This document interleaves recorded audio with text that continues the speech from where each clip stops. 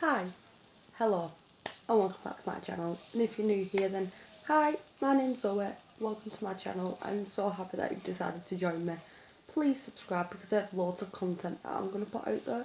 If you check out my previous videos, you'll see the kind of content that I'm wanting to put out there. And any comments of anything you'd like to see, let me know. As you can tell from the title, today's video is a serious video, clickbait at all. This happened in 2016, I don't know, I'm not great with dates. It happened a few months before I fell pregnant with my son, and it was really scary and it was really horrible, and I felt so ill at the time, and it really wasn't a nice time for me or my partner or anybody of my family really, because people was worrying because it was such a serious thing.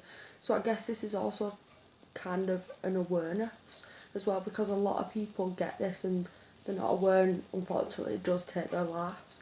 And I was so lucky that my doctor got an ambulance to me when he did, because if I was left any longer and being home alone as well, I could have died. So the start of the story is back in 2016. I think it was around March, April time. It was before Easter, I think. I'd been suffering with stomach pains for quite a while, and at first they thought it was IBS because my bowel was inflamed, but at the time they didn't think there was anything severely wrong with that. They just thought it was a bit inflamed, anti-inflammatories, try and handle the pain, and that it'd pass. They also put me on some IBS medicine which didn't work. The pain was still there, so I was backwards and forwards to the doctors. And then it got to a point of where, after suffering with this pain for about a week, 2 weeks, I felt so ill in myself. I just didn't feel myself. I felt tired, I felt drained, I felt like you've got the flu, but it's lasting for a really long time. It's lasting about, it's over a week now that I've been feeling like this, as well as having the stomach pains beforehand. I just didn't know what it was, and it got to the point where I couldn't wee, and it's still to this day I don't know what that was, because I've not really had an outcome from all this, but I couldn't wee. I was struggling to wee. So I'd been backwards and forwards to the doctors, and I was telling them about how much pain I was in. I was sat in the doctor's surgery and I was crying, and I felt like I was getting nowhere with my doctors. And that's one thing what really annoys me in this story, is the kind of lack of care that I received. And I'm not saying the whole NHS is like that or the whole doctors are like that, because it's not. Throughout this I've received some amazing care, the doctors were nice, the nurses were nice, but there was cases where I felt like I was left and kind of sent home without giving an answer, and kind of made my whole situation worse for me. So I couldn't wait. So I decided to go to A&E, which if you're in America that's the ER, it's the emergency department. And I went there, they tested urine, they did all blood tests. They said, no, you're absolutely fine, we can't notice anything, it must be this ongoing issue that you've got going on. We advise you to go back to your GP. So, oh, okay then. So the next day I'm booking a GP appointment and I'm back with her, and she was baffled. She said, I don't have a clue what's going on, if it's not the IBS, if it's not a simple thing, she just sat there and went, I don't know. And she was the nicest doctor, because I've been to other doctors in this time. Like I said, I went back and forwards to the doctor and got no answer in these first few weeks, and all she could tell me was your bowel's inflamed. So another day or two goes by.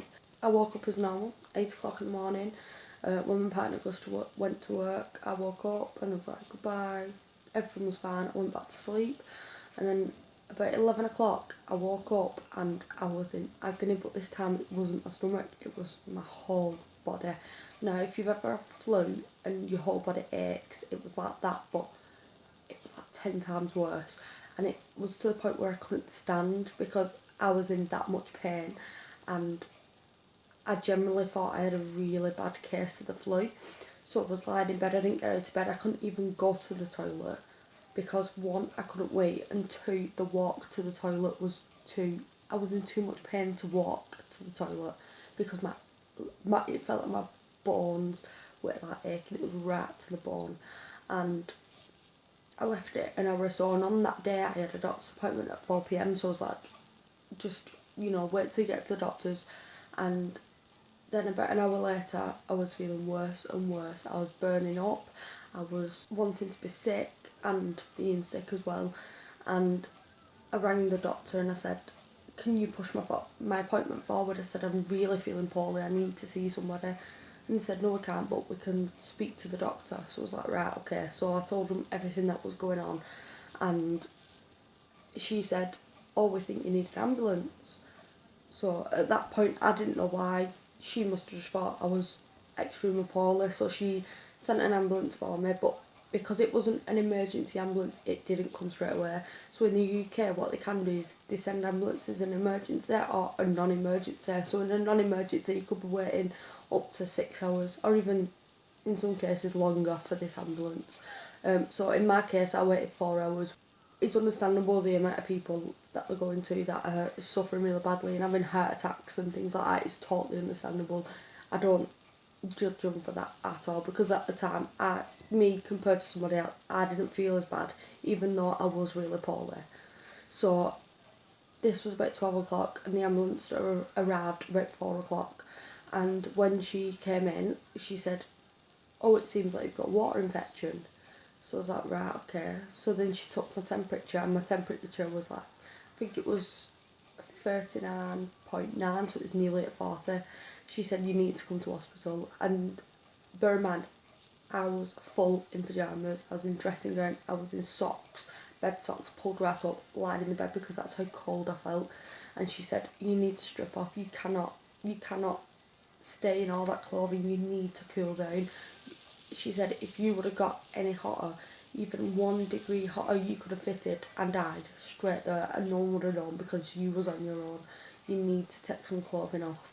So I got into the ambulance, I stripped down as much as I can, and my temperature wasn't coming down. They also gave me morphine and gas and herb because of the pain that I was in, because I was in extreme pain, and it was so horrible. And like I said, it's just like a right to the bone feeling. So they took me to hospital because obviously I needed to find out what the cause of me feeling so unwell was. I got to the hospital, my mum arrived and then my partner arrived, and I was sat there for a good 4 or 5 hours without really knowing what was going on. And they just was doing tests, they was doing so all your routine tests, they was doing bloods, they were doing urine, they were doing, your blood pressure, and they kept doing that over these 5 hours. And then they said, we're going to move you to a newer part of the hospital, which I was like, right, okay. So in this newer part of the hospital, a doctor came to me, and it was about 11 o'clock at night, and she said, you're staying in with us tonight. And I was like, why? Your bloods are showing 17% 17% infection, and we don't know where it's coming from, we don't know what's causing this infection. So I was like, right, okay. I really didn't want to say it. I said this in my labour and delivery story, but man, this happened like 10, 11 months before I even had my son. I am one who doesn't want to stay in hospital. I'll do anything not to stay in hospital, and I was bawling in tears when my partner had to leave me there at that hospital on that ward. I was bawling because I'm I'm just not social, and just have really bad anxiety, and being in that hospital made it worse, and I just really didn't want to be there. And as well, we didn't have no answers, so it was just a case of waiting it out. So in the hospital, they decided to start antibiotics straight away because I needed intravenous antibiotics, because obviously I had this high amount of infection in my blood, and that's obviously what was causing the infection. That was obviously what was causing the temperature and causing me to be so poorly. So I had overnight, I had intravenous antibiotics and painkillers and anti-sickness tablets, and that first night I didn't sleep. It was so horrible. I didn't sleep at all because I just wanted to be at home. So the next day rolls around and I go for, because obviously the main source of the pain is in my stomach, and like the bowels and things like that, so I had to go for a scan. So I went for a scan, obviously to check my organs, and also an internal scan to check your whole cervical area, because it was the lower part of my abdomen that was the sorest. So they checked all that and they said my bowel was inflamed, and they thought that's where the infection was coming from. At this point they didn't know what was causing the infection in my bowel. So then the doctor came and seen me and he said, you've got sepsis. So sepsis is a really extreme infection in your bloodstream, and once it gets so far it starts to attack your muscles, and then you can lose limbs, and then as it gets further on you can lose your life. And this can all happen really quickly. It's not something that's progressive or happens over an amount of time. This can literally happen within days, within hours. And obviously having all these issues in the inflamed bowel was just, this was just, at first it was just there, and then it's got worse and worse and worse, and obviously the infections got so high that it started to attack my muscles, it started to attack my body basically and reject my body, and this is why I was in so much pain. So sepsis is a bit like what children get with meningitis. Now I'm not saying it's just children, because adults can get that too, and adults can also get sepsis, and so can children. And it's really hard to know because the symptoms, there isn't really any symptoms. Usual symptoms of like meningitis and sepsis are usually flu symptoms like I was experiencing, but a lot worse. Well, I experienced them a lot worse. I don't know if that's the same for everybody else. And also temperature. Temperature is like a key thing when it comes to meningitis and sepsis. And obviously my temperature was 39, and a normal temperature for us adults is 37, so that is quite high. 40 or higher you can fit, and that can also cause death as well. And in children, I think it's 36 is a normal temperature, and then anything over 38 is considered a high temperature. And then I think it's same again, if it's 39, 40 and over, then it can cause convulsions in children as well. So if you or your children have any symptoms like that, just get them checked out by a doctor. Just go straight to your GP, or even go to the A&E, especially if it's children, because it can happen so rapidly. So they told me it was sepsis, and obviously the inflamed bowel seemed to be the cause because they'd done the scan, and they carried on with the intravenous antibiotics and was checking my temperature, was checking everything to make sure everything was fine and make sure my infection rate was going down. I think I was in hospital a week, so I'd been in there 4 nights, and over that week they'd continue to check my bloods like I just said, and it was reducing with the intravenous antibiotic, and I was getting a lot better. I was starting to feel a lot better, but it was so horrible because by the time the end of the week came, it had literally attacked everything to the point where I did have a water infection, and that's because the infection was spreading. I had cold sores all over my face, and that was because of infection. Again, cold sores happen when your immune system's low, and I also had thrush as well, which is like another infection, and it was basically my body was getting infection after infection after infection because the infection was so high. Also, being on antibiotics, there can be symptoms that happen with antibiotics as well. It got to the end of the 4 days, and I was the 5 days, sorry, and I was told that I could go home, and I was a lot better, apart from still being very sore, which obviously you can expect after everything your body's been through and your body's fighting that battle in that week. Then you can, you can expect your body to be really struggling. So they sent me home with antibiotics, and they sent me home with paracetamol and codeine, and told me to rest, told me not to do very much in the next few days, just to rest and catch up, let my body catch up with itself basically. So yeah, I was so relieved to be home, but at the same time it scared me really badly that I was on my own that day, not purposely or anything. It's not like it was the first time I was ever left alone, but if I didn't ring that doctor, it's like, would I be alive now? And that's what really worries me, because sepsis, meningitis, things like that. It's so well known, so everybody knows about meningitis, everybody knows about sepsis, but it's so hard to catch. The symptoms are so hard to realise, and it kills a lot of people. No matter what age you are, you can be 5 years old, 6 months old, 80 years old. You know, it can kill you so quickly and so rapidly. And I feel like the neglect I had from the hospital, the first hospital that I went to, and they told me I was okay and to go home, because when I got rushed into hospital by ambulance, I went to a different hospital. But that first hospital, I was there a couple of hours and they did nothing. They didn't check. And for a couple of days later, for there to be 17% of infection in my blood, they must have seen something. There must have been something in my blood that they could have seen. And they did nothing. They just brushed it off and said, "You're fine, go home. You're probably just ill, or, you know, it's something to do with this ongoing issue." And if they knew there was an ongoing issue, why didn't they try to help in any way? They've got the resources there to do it, so why didn't they? And I understand the NHS is push for money, but if someone's clearly poorly and there's risks around what they're going through, shouldn't they do that? Shouldn't they help that person? So I just kind of felt neglected, and obviously I'm not going to name the hospital, and I'm not going to name any nurses or anything like that, because I think, especially at the second hospital I went to, the nurses were so lovely.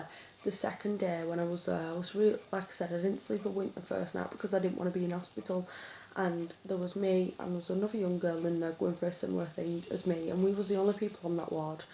And this nurse came in and she sat and she talked about her life, she talked about what she'd been through, she talked about her kids, and we had a really good chat. And you know what, it chilled me out, and my anxiety was kind of easier, and it it settled me and made me feel comfortable.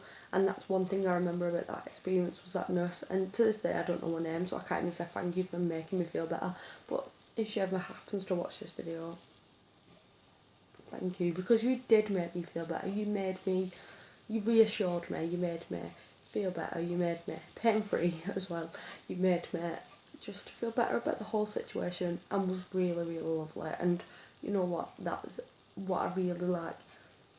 I really praise nurses with things like that, because they go through a lot. They're not getting paid a lot. They go through a lot of stick, and they probably get a lot of abuse off people, and they still do their job 100%.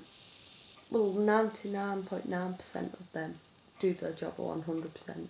But there is a few of them folk what, you know, I'd rather just are off for numbers and rather get you in and out and waiting times and all this. And that's the sad thing about it now with the NHS, I think. So yeah, this video was my story time on dealing with sepsis, going through my experience. A lot didn't happen really in terms of finding out what caused it. To this day I still don't know. To this day I've had the same issue since, and the doctors aren't quite sure what it is, because they've said it's not irritable bowel syndrome, which would be your first thought. But my bowel does get inflamed for no reason at the moment, and it did make me very ill once. So like I said, the symptoms that I know of are like flu, temperature, the main one, temperature. So what I'll do is I'll link an NHS page down below with the symptoms, just in case you're curious and you want to know, and you just want to know that in the back of your mind.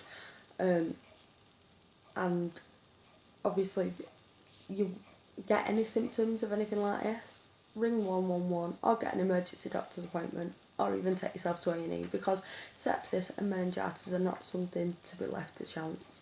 It's really, really, really dangerous, and it can kill you. And I feel lucky to be alive. I really do. If my doctor wasn't as quick on it and phoned me an ambulance, I wouldn't be alive today at all, because that infection would have took over my body rapidly. And I'm so glad, because without them people I definitely wouldn't be alive now, and I really don't want no one else to go through this. So that's why it's sort of an awareness video as well as my story time. So yeah, ignore this. I don't know what's happening. It's falling off. It's 2:20 in the morning. But I'm dedicated to this channel. I want to get videos out every single day for you. And I thought I'd do a story time because it seems to be that you enjoy my story times more. But if you do have any ideas for me, let me know down below. I'm willing. I'll take anything, even if it's criticism. Leave it down below. And please subscribe. Join my wonderful family. I think I have 42 subscribers to be exact. If I'm wrong, I'm sorry. But yeah, we've got a little family going on here on YouTube, and it's amazing. And I love every single one of you. So please, please, please subscribe, like this video, show me some love, show everybody love, whoever you meet, spread the love, and I'll see you in my next video. Bye.